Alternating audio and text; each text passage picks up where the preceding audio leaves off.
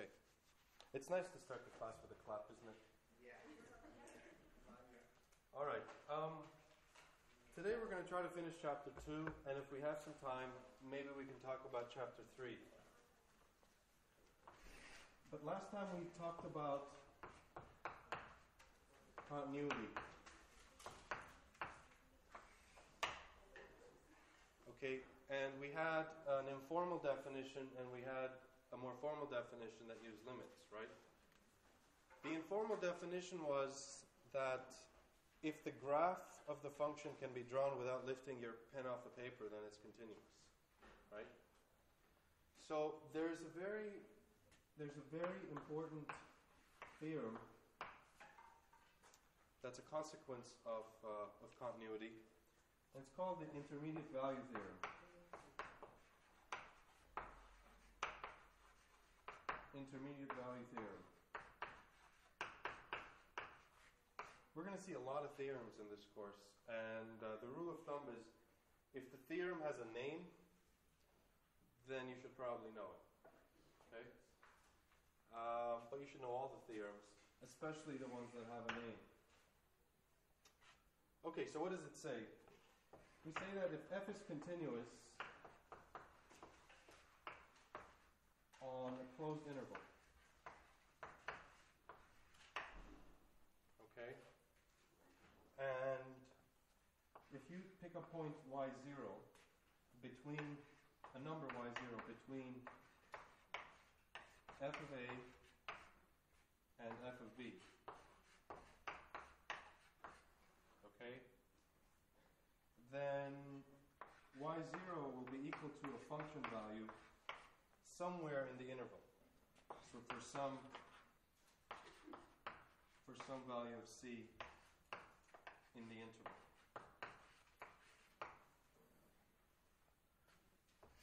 So let's look at a picture to see what that means. So let's say you have a function f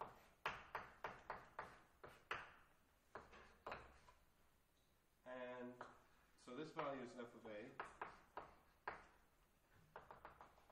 and this value is f of b, right?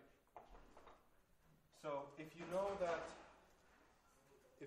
y0 is between f of a and f of b, so y0 is any number in here. So let's say it's this one. Okay? Then we can find a number c between a and b, so that the function value is y0. In other words, here's the picture. We can find a value of c between a and b so that the function value, f of c, equals y0. As long as the function is continuous. Okay? So why is it important that the function is continuous? Let's take a counter example.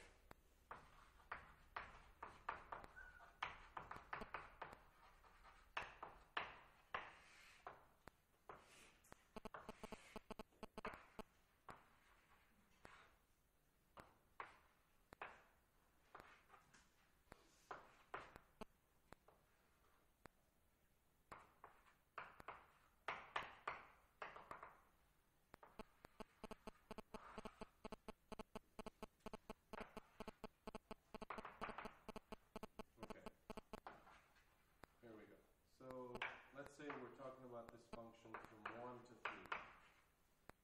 Okay? So what is f of 1 here? F of 1 is 1, and f of 3 is 5. Right? And the interval we're talking about is 1 comma 3.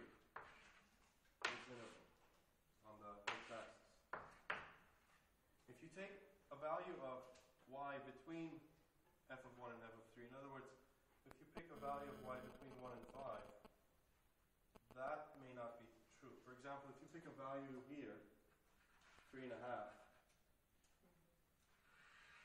there is no value of x that would hit that function value. Right? So continuity is very important. Okay?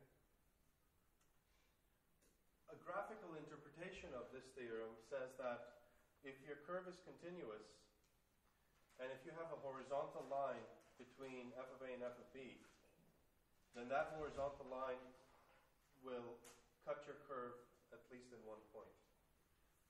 That's another interpretation for that. Okay? So if you take any horizontal line that passes through the y-axis between f of a and f of b, every one of those hits the curve at least once. Okay? A direct application or direct consequence of this is trying to find roots of equations that we could otherwise not solve. For example, take a look at this one. Show that 2 sine x equals x has a solution. Other than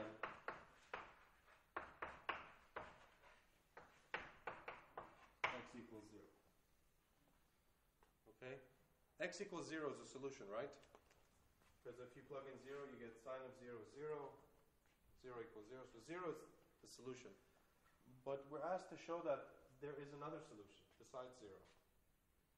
Now, if you use standard algebraic or trigonometric techniques to solve this equation, then you'll find it impossible to solve. All right? So actually, as a matter of fact, we can't solve that equation exactly. We'd have to approximate the solution. But we're not asked to find the solution. We're just asked to show that there is one. Okay? And let's take a look at how we would do this. To say that 2 sine x equals x has a solution, okay, is the same as saying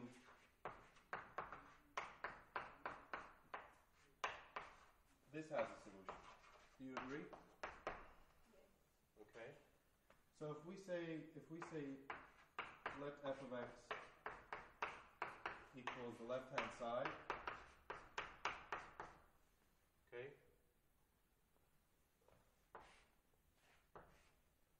then saying that 2 sine x minus x equals 0 has a solution is equal to saying that f of x equals 0 for some value of x.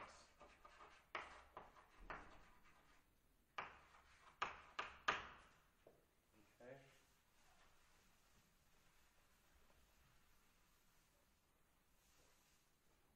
Any questions so far? Is that argument clear? Get the very last part that you said. Okay, so 2 sine x minus x equals 0 has a solution. I'm just going to call this part f of x. Okay? So to say that this equals 0 has a solution is the same as saying f equals 0 has a solution.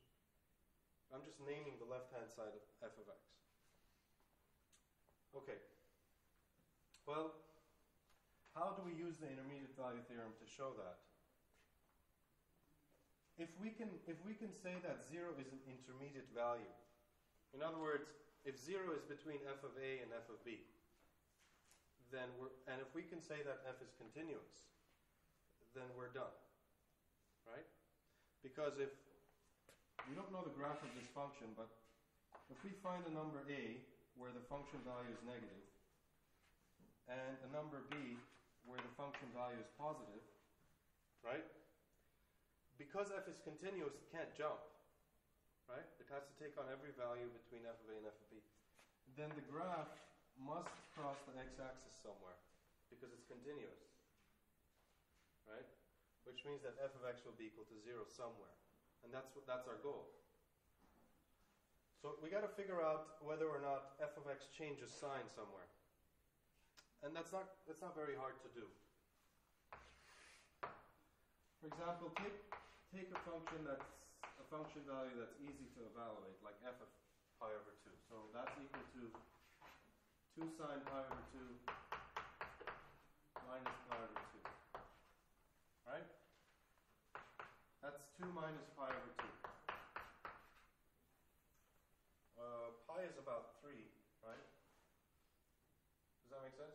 So this 3 over 2 is about 1.5. 2 minus 1.5 is positive. Is that clear? Okay. F of pi is 2 sine pi minus pi. Now sine pi is 0, so this is just negative pi, correct? And that's clearly negative, right? Okay, so our picture is a little different, but it still serves our purpose. Let's say pi over 2 is here, and pi is here.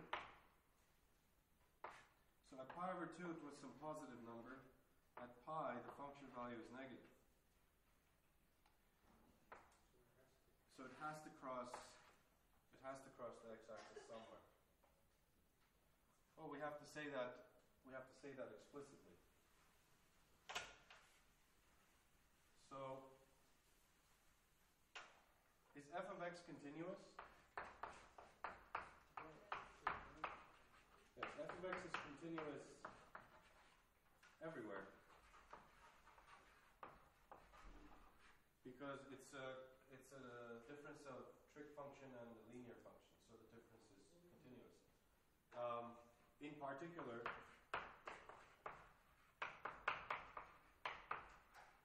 on the interval we're interested in. So what's our a and what's our b here? Our interval is pi halves and pi. Okay? By the intermediate value theorem, f of x, or let's say f of c, equals 0 for some number c in this interval. Okay? Whenever I write a solution and then I say by some theorem, my previous work has to satisfy the conditions of that theorem explicitly. I mean, it shouldn't be assumed that the reader understands that, okay? What do I mean by that? Well, the two conditions for IVT were that, one, the function has to be continuous, and we've said that explicitly. And two, that this number that f of c equals has to be an intermediate value between f of a and f of b. And the way we've shown that is we've said, okay, f of a is a positive number, f of b is a negative number, and 0 is always between positive and negative. So this is indeed an intermediate value. Okay? And that's how we can say that, okay, so now f of c equals 0 somewhere, which is what we wanted to prove. Right? So if I go back to my discussion over here, I've shown that f of x equals 0 somewhere. I just call that number c. And we explained how that's equivalent to this having a solution, and how that's equivalent to this having a solution. Okay? Now, later on, I'm going to show you how to use a computer to graph these things, but let me give you an idea now of what this graph looks like.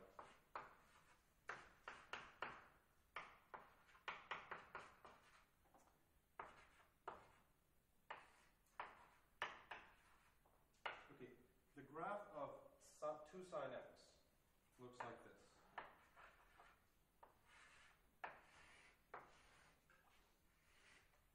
That's the graph of 2 sine x. The graph of y equals to x is something like this. Okay? So what do you notice here? There is a number c where they actually intersect. Okay, so that's telling me that 2 sine x, which is this curve, somewhere equals x. And that somewhere is between pi over 2 and pi. Okay, that's the number that I was talking about here. Is that clear? Okay.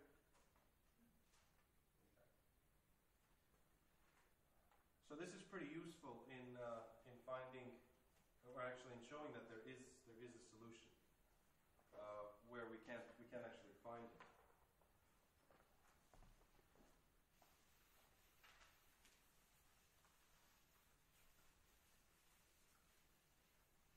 Okay.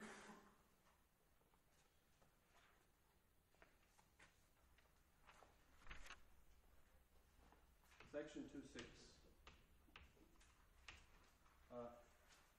Limits at infinity.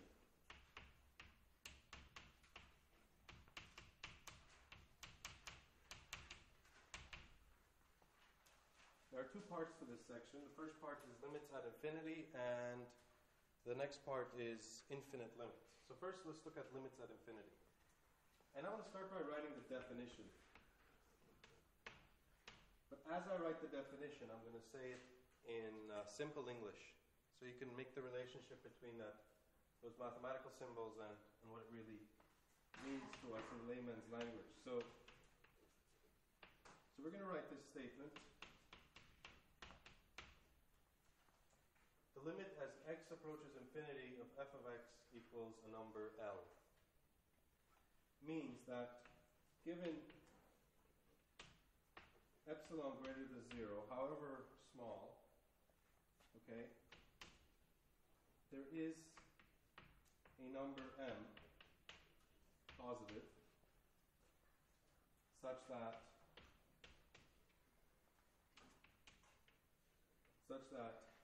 but what does it mean for x to go to infinity?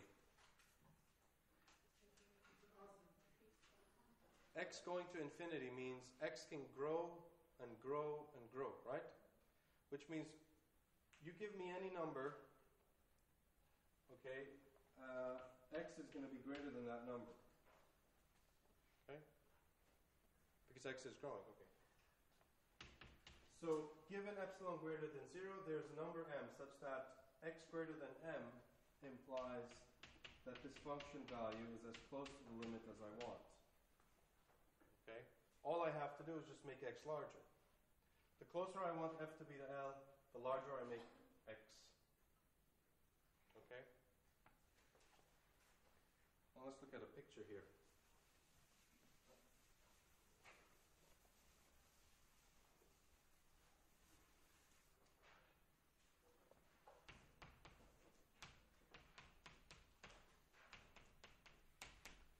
Okay, let's see. The limit as x goes to infinity of 1 over x, right? So when x is getting larger and larger and larger, what happens to its reciprocal? Gets smaller and smaller, right? And as a matter of fact, how can I make this really small? Make x really large, right? And so I can make this as small as I want. What is that number that approaches? 0. Okay? So that's what I was trying to say over here. That I can make this limit, the function value 1 over x, as close to 0 as I want. All I have to do is make x really large. And the closer to 0 I want this to be, the larger x needs to be. And so forth. Now if you remember the picture for 1 over x on the positive quadrant, this is what it looks like. And so here's some pictures of x going to infinity. And if you take that same triangle position here, right? As x goes to infinity, you're going to slide down this curve. And here's the y value for that triangle. Right? And as you slide down that curve, the y value gets close to what number? 0. So the limit as x goes to infinity describes the behavior of my function to the far right side of the graph. We have something similar for the left side.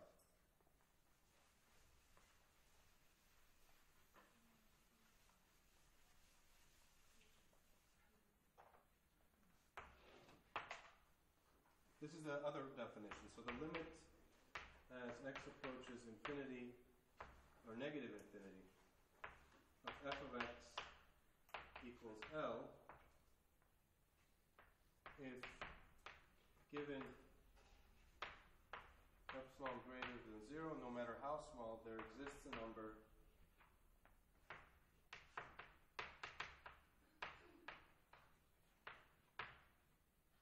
n less than 0, such that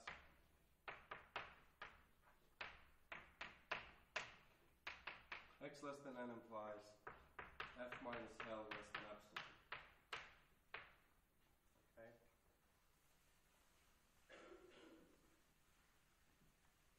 We have a similar picture for that limit. Let's look at the same function, 1 over x.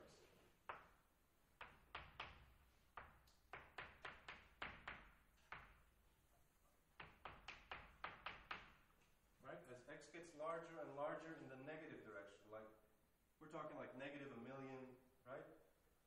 The reciprocal is negative, but it's really small. Right? The reciprocal is negative, but it's really small. And here's a picture for 1 over x in the negative quadrant.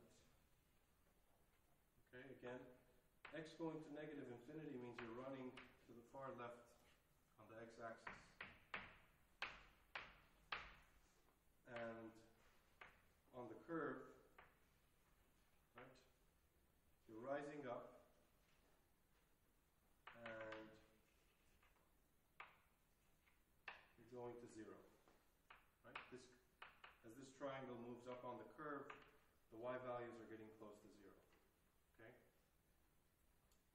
Now this is a good demonstration of how we can demonstrate the definition of epsilon delta.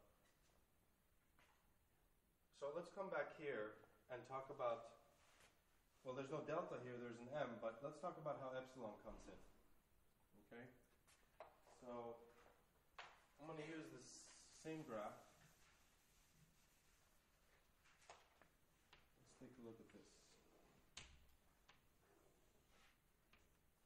Right?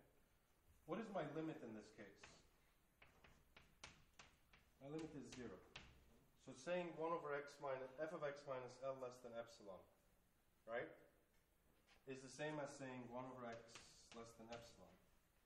And we don't need absolute values because we're talking about x going to infinity. So surely it's positive. So 1 over x less than epsilon, that means that the y value has to be less than epsilon. So here's 0. Let's say that much is epsilon. Right? So you come here, and that gives you an x value. According to the graph, if I want my y value to be within epsilon away, what part of the x-axis do I have to occupy? To the right of that, right? Because the further right I go, the closer to 0 I get, so I'm within epsilon away. That's the number m I'm talking about in the definition. Okay? That if I want my y values to be epsilon away from the limit, which is in this case 0, okay, this is the limit, then I just have to find an m so that after that, when x is larger than m, which means to the right of that, my function values will be within epsilon away from 0. Okay? I'm going to do the same thing for the other one here. So here, let me say that this distance is epsilon, right? Then all I have to do to make sure that my function values are epsilon away from the limit, I have to find a number n, which is negative, so that after that, or to the left of that number, my function values will be within epsilon away. Okay? Is that clear? Okay. But I'm not going to get into too much of the proofs with the epsilons for infinite limits. As a matter of fact, almost all of the limits that we're going to compute where x is going to infinity or negative infinity, we will be using this theorem that I just established. So this theorem and something very similar to it.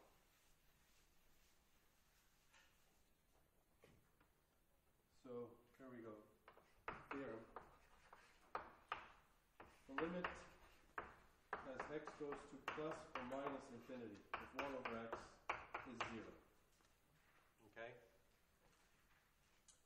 first part of the theorem. The second part of the theorem is that the limit as x goes to plus or minus infinity of a constant is equal to the constant itself. Let's look at a picture for two.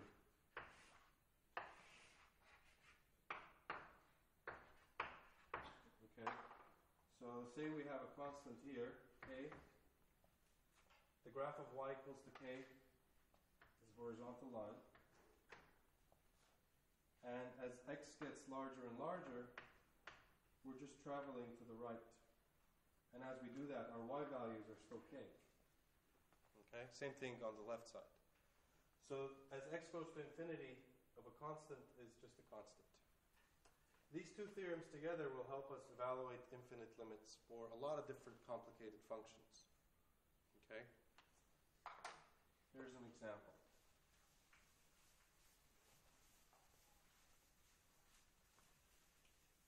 Let me write a note first. This theorem, along with the limit laws established earlier,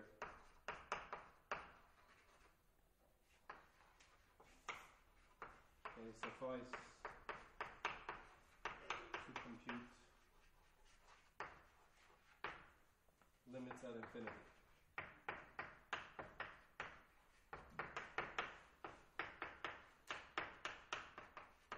Okay. By limit laws, I'm talking about the limit of a sum is the sum of the limits, limit of the product is the product of the limits, etc. So those two theorems, along with those other laws, suffice for most of the calculations we're going to do.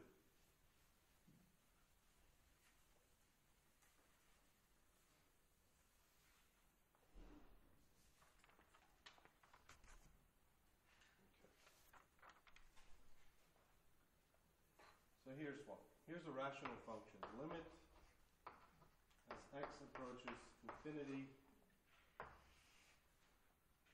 of 3x cubed minus 4x squared plus 6x plus 15 over 4x cubed plus 12x squared minus 30. Okay? Now, in order to use our limit laws, or in order to use those theorems, we have to have reciprocals of x, right? Okay. And like before, I'm going to do some calculations and show why each step makes sense, but in practice you don't have to do that. Okay? Well, I'm going to multiply by 1.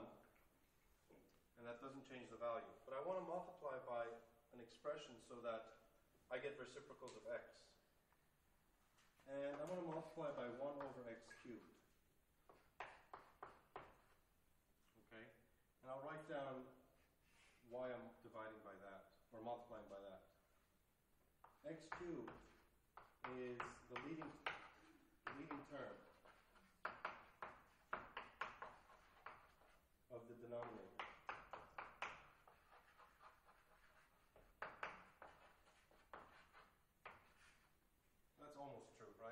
Leading term without the coefficient. Okay, x cubed is the leading term of the denominator. And you'll see how this generates the appropriate expressions whose limits I already know. So 3x cubed times the reciprocal of x cubed is just 3. And that's good, because that's a constant, and I know the limit of a constant. Right? Over here we have minus 4 over x. That's good because that's just 4 times 1 over x, and I know the limit of 1 over x.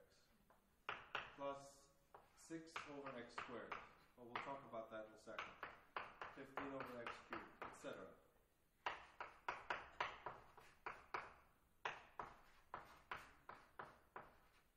Okay. Now, we're going to do a couple of steps in one. First, this is a quotient, so we're going to say the limit of a quotient is the quotient of the limit. So I can take the limit of the numerator and denominator separately, provided each exists.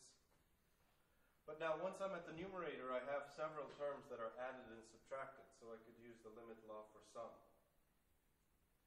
So the limit of the numerator is the limit 3 minus, this is 4 times 1 over x, so we can use the constant multiple rule and say this is the limit, 4 times limit of 1 over x. This is 6 times 1 over x squared, but we had the limit of a power is the power of the limits, right? The limit of 1 over x squared is the same as saying limit of 1 over x squared. Right? And similarly here,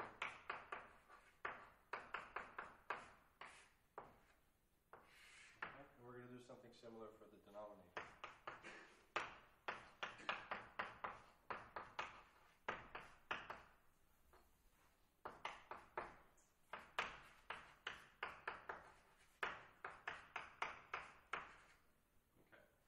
So what we've used here so far is just the limit laws, right? All those 6, 7 laws that we had a few sessions ago. But now at this point, all I need to do to actually compute the limits are those two theorems. Limit of 1 over x and limit of a constant. Limit of 3 is 3. Okay, minus 4 times limit of 1 over x, 4 times 0, plus 6 times 0 squared, plus 15 times 0 cubed, over 4 plus 12 times 0, minus 30 times 0 cubed. Okay, that's 3, 4. Right? I've stretched this long enough, but again, like I said, we're just going to do this one time. So you actually see that it makes sense. Okay? In practice, what I would like to see you do is this, and then the answer. Because from here already you can see that the limit of the top is 3, and these are zeros. The limit of the denominator is 4, and these are zeros, so 3, 4. Okay?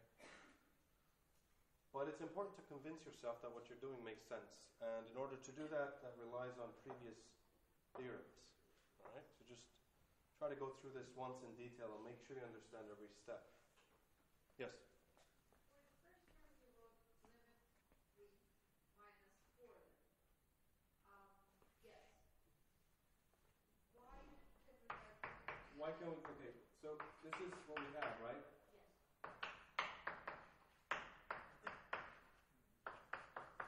Right? Well, limit of a constant times a function equal, we can take the constant out. Right? So we have 4 limit 1 over x. So we can't do it for limit 3. For limit 3? For count. That's a constant. It's a constant function. Okay? So the reason we're doing it here is because I know the limit of 1 over x. Only. Right? I don't know the limit of 4 over x, technically. I don't. I just know the limit of 1 over x according to the theorem. But according to the theorem, I know the limit of 3 by itself. So I can keep it as is. Right? It's how your computations are justified based on the theorems that you have before. But it would be wrong if we said 3 limit. 3 limit of what? Okay. Of 1? Limit of 1 is 1 times 3 is 3. That's the same thing. It's limit of a constant. Right? Okay, good.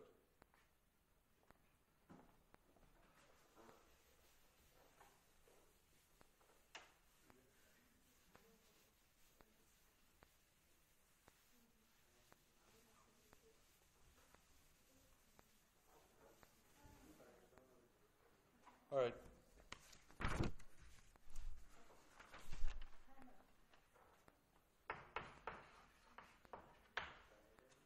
A line y equals b is a horizontal asymptote the graph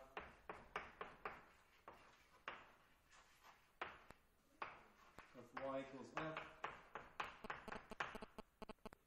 if one of two things happen, or both.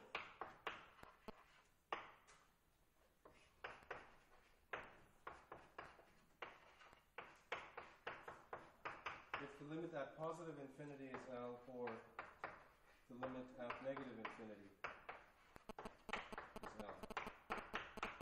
Of course, nothing sacred about L. It's just saying that if the limit as x goes to infinity of the function is a number, then I should say L here, y equals L.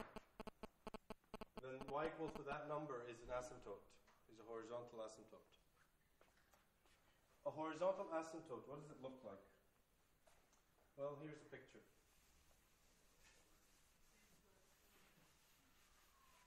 What does y equal L look like? That's a horizontal line, right?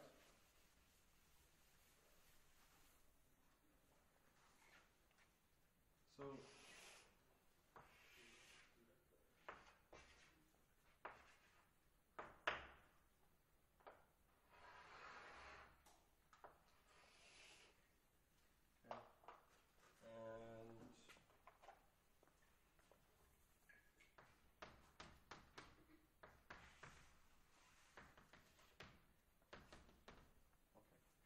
in this graph, we have two horizontal asymptotes, y equals to negative 1 and y equals to 2.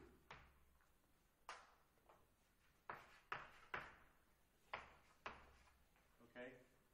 And the relationship between these green lines, the horizontal asymptote, and limits is a very close one. Okay? This behavior that when the function is getting really large, the graph of the function turns and looks more and more like the horizontal line, y equals to 2. That part is telling us the limit as x approaches infinity of the function equals to 2. Okay? The larger x gets, the closer the function values get to 2. Okay? And eventually it looks more and more like that line. And this part tells us that the closer x gets to negative infinity, in other words, the further left that it goes, the function values get close to minus 1. So limits at infinity give us some good idea about how the function behaves on the far left or on the far right side of the graph. Okay? And to find those horizontal asymptotes, we actually employ these limits at infinity.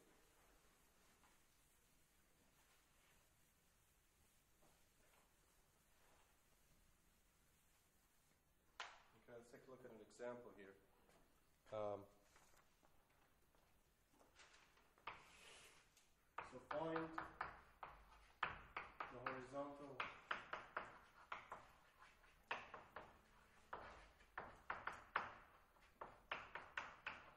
asymptotes of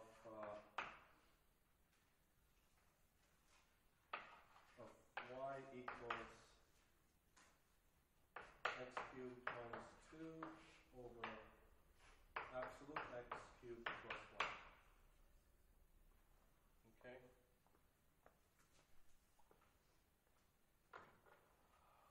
Well, like that definition says, to look for asymptotes, I have to study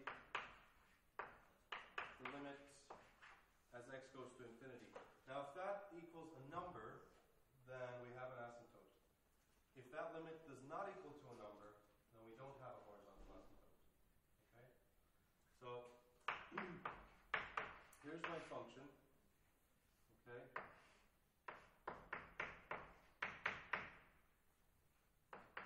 Let's see, before I can do that stuff I did of dividing by the leading term, I have to get rid of this absolute value.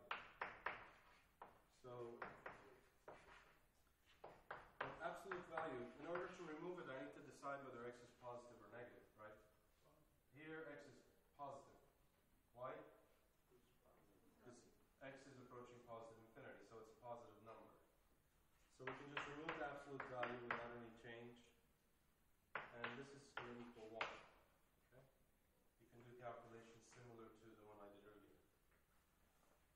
So what does that mean, though? That the limit as x goes to infinity of this function equals 1. Well, it means that y equals 1 is a horizontal asymptote.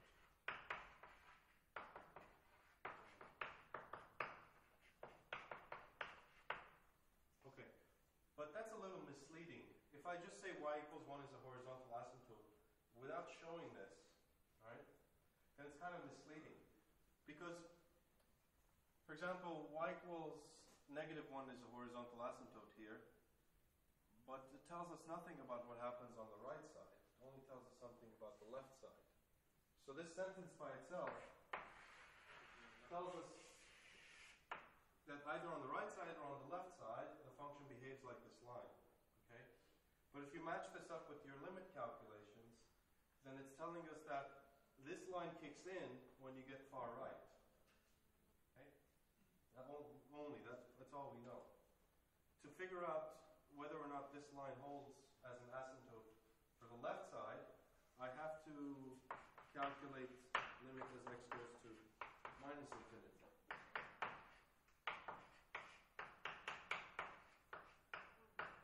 Okay? And things may or may not change. So let's see.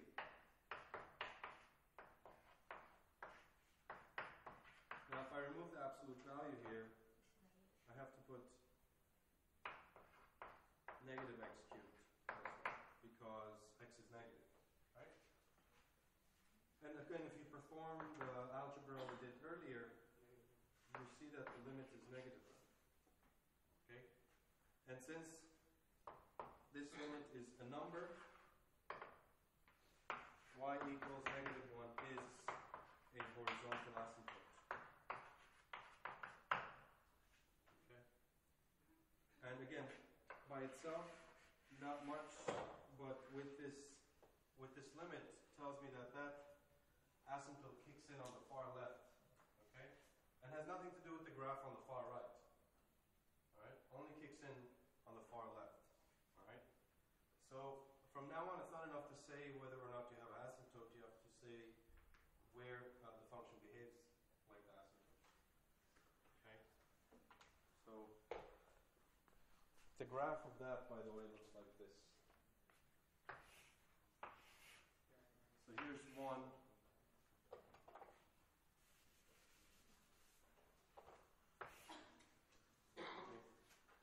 Here's 1. Okay. Here's negative 1.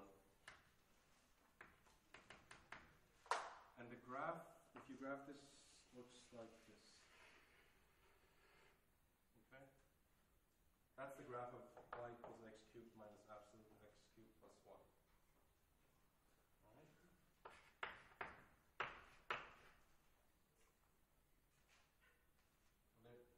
In previous classes, there's a misconception that your graph can't cross an asymptote. That's false. Okay? It can cross horizontal asymptotes.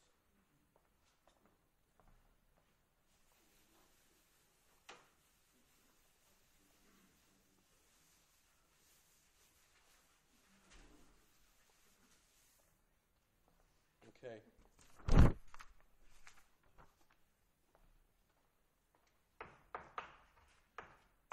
Limit as x goes to infinity of psi of 1 over x.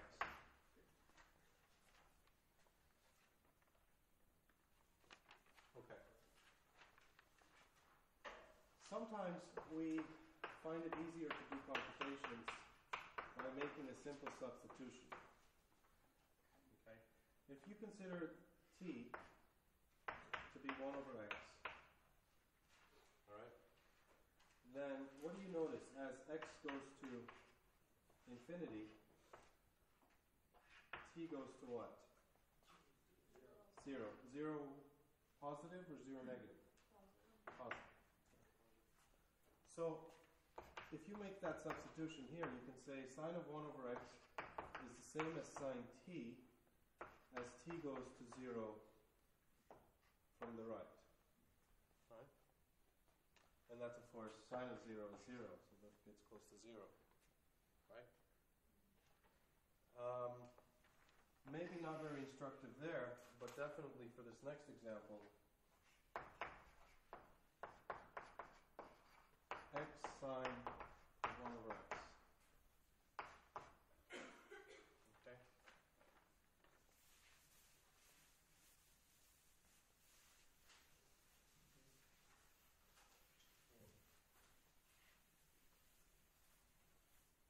Okay.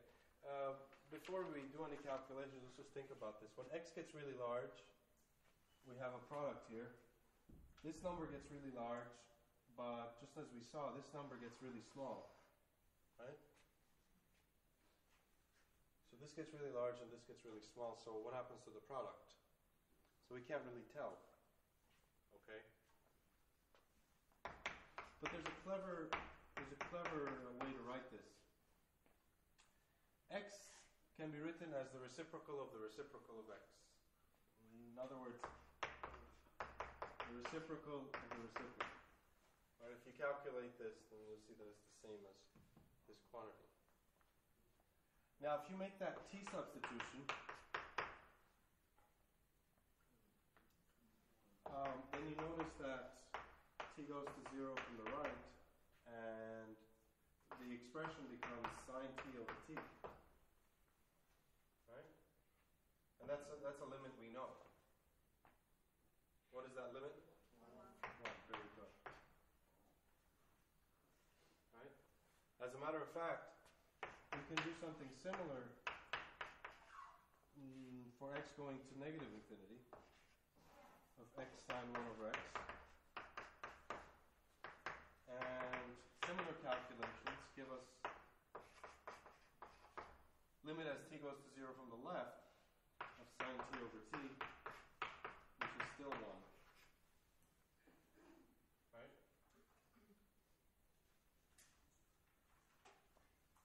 Let me remind you of the theorem. The theorem said limit as theta goes to 0 without any direction. So from both directions equals 1. So from the right or from the left, this limit will be 1. Right? Okay. To summarize these two statements, let's write it down here. We can just say that the limit as x goes to plus or minus infinity of x sine 1 over x is 1.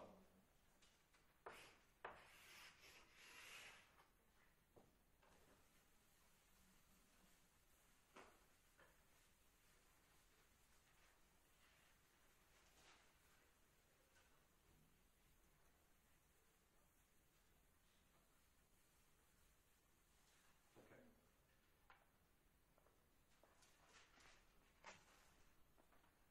Let's do another one. Limit as x goes to infinity of sine x over x.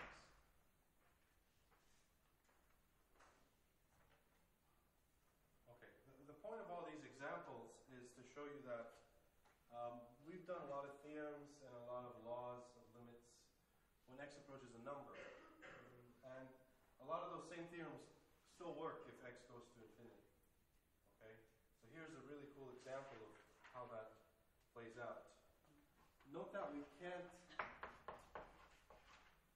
do the quotient rule.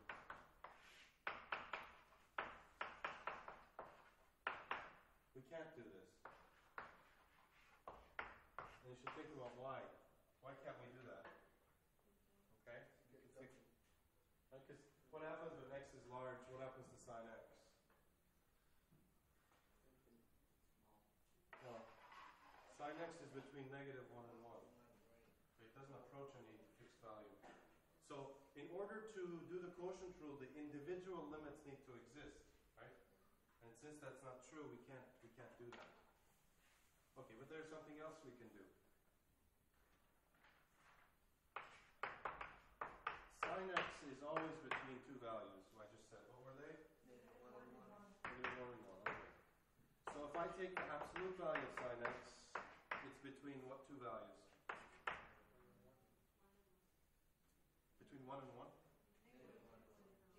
absolute sine x? 0 to 1, right? Absolute value of something is always 0 or more. And the largest value it can be is 1. Right? Okay. And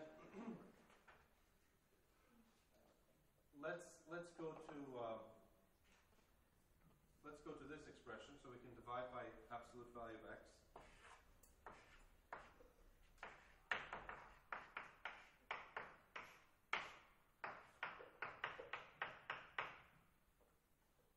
Is that clear?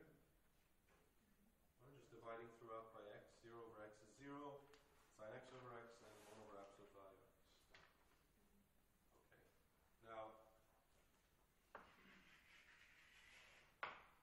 this inequality is true for any value of x, right? Because where did that come from? That came from here, which is true for any value of x. Okay. What's the limit of, as x goes to infinity, of 0? 0. What's the limit as x goes to infinity of 1 over absolute x? 0. We might as well not write absolute x. X is positive. These two are the same. By what theorem? By Sandwich theorem.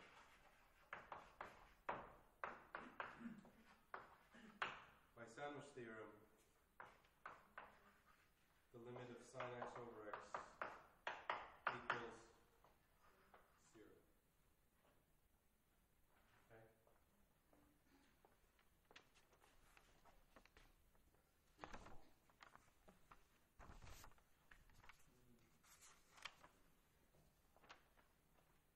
You will have to look at this, you have to be able to write this type of arguments on your own on Tuesday.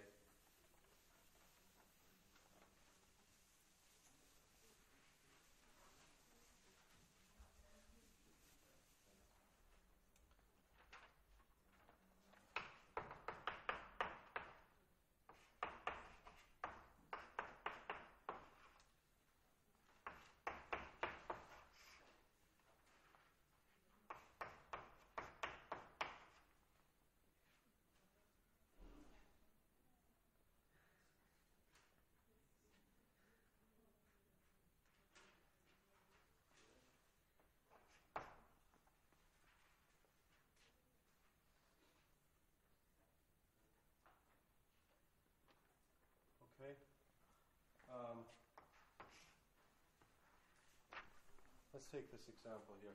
Limit as x goes to infinity of x minus square root of that thing. When x is large, this is really large, right? And this square root of a large number is large, right? So a large number minus another large number. I mean, we can't think of what does that click close to. It's kind of, it's infinity minus infinity. Which infinity is bigger? You know, that's the problem. And the limit theorem we have for this is 1 over x. I have to have a denominator. I have to have some reciprocal of x. And so we have to create it before we can do any computations. And we've worked with radicals before. What's the standard thing we do? X plus square root of x squared plus 16x.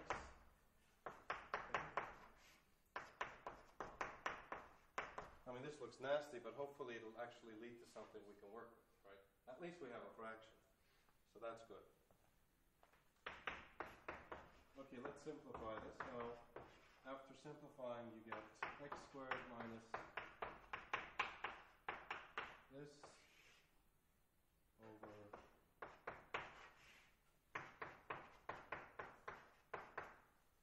this term. You agree? Alright, so one more simplifying step. Negative 16x over x plus square root x squared plus 16x. Okay. Now that I have a fraction, I plug in infinity, I get negative infinity over infinity plus infinity. And so we can try to get some reciprocals here. What is the largest degree in the denominator? Is it x or x squared? X. So here's how we figure it out. The leading term here is x. The leading term in here, between x squared and 16x, is x squared. And the square root of that is x. So the leading term is x. So divide by 1 over x, or multiply by 1 over x, and let's see what we get. So negative 16 over 1 plus, now let me make a note here. 1 over x is the square root of 1 over x squared, and x is positive. Right? 1 over x and square root of 1 over x squared is the same thing if x is positive. And it certainly is when x is going to infinity. So when I want to multiply by 1 over x inside the radical, I can multiply by 1 over x squared. Okay, that's the equivalence. It's 1 plus 16 over x. Is that clear? Okay. Well, actually, at this point, I think we're good. What's the limit of the numerator? Okay. Limit of 1 is 1. Limit in here, that's a 0. Square root of 1 is 1. So 16 over 1 plus 1, negative 8. Okay, so that's the limit.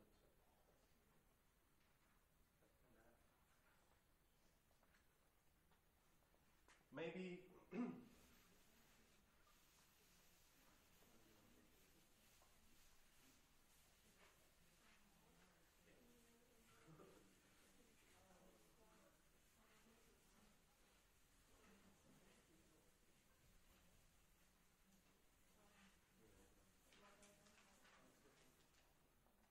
okay.